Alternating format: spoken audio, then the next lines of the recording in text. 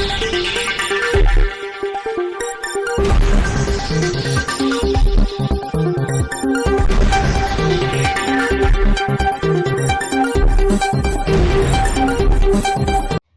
દર્શક મિત્રો, આપ જોઈ રહ્યા છો શિરોડ સમાચાર। તીર્થધામ સોમનાથ મંદિર ખાતે 76મા પ્રજાસત્તાક દિનની ઉજવણી કરાઈ, જેમાં શ્રી સોમનાથ ટ્રસ્ટના ટ્રસ્ટી જેડી પરમારના હસ્તે ધ્વજવંદન કરવામાં આવ્યું। તીર્થધામ સોમનાથ મંદિર ખાતે 76મા પ્રજાસત્તાક દિનની ઉજવણી કરાઈ, જેમાં શ્રી સોમનાથ ટ્રસ્ટના ટ્રસ્ટી જેડી પરમારના હસ્તે ધ્વજવંદન કરવામાં આવ્યું।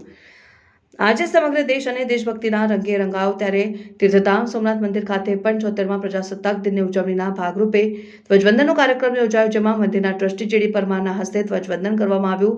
અત્રે ઉલ્લેખનીય છે કે 76મા પ્રજાસત્તાક દિનની ઉજવણીના ભાગરૂપે શ્રી સોમનાથ મહાદેવને તિરંગા શૃંગાર કરવામાં આવતા રાષ્ટ્રીય તીર્થ સોમનાથમાં ધર્મભક્તિ સાથે રાષ્ટ્રભક્તિનો માહોલ પણ જોવા મળતા શ્રદ્ધાળુઓમાં અનેરો ઉત્સાહ જોવા મળ્યો।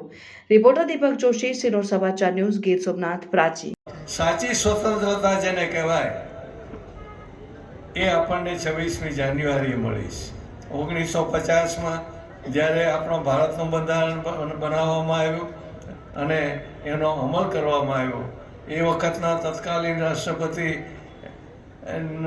ને એ અર્પણ કરવામાં આવ્યું રાજેન્દ્ર પ્રસાદજીને, અને એમણે એ દિવસે એને અમલની જાહેરાત કરી।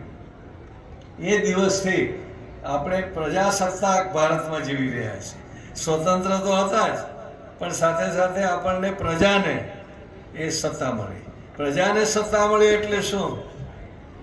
પ્રજા જ સર્વોપરી છે એ વાત આપણે સ્વીકારી। પ્રજાના મતથી જ શાસન ચાલે એ વાતને આપણે સ્વીકારી।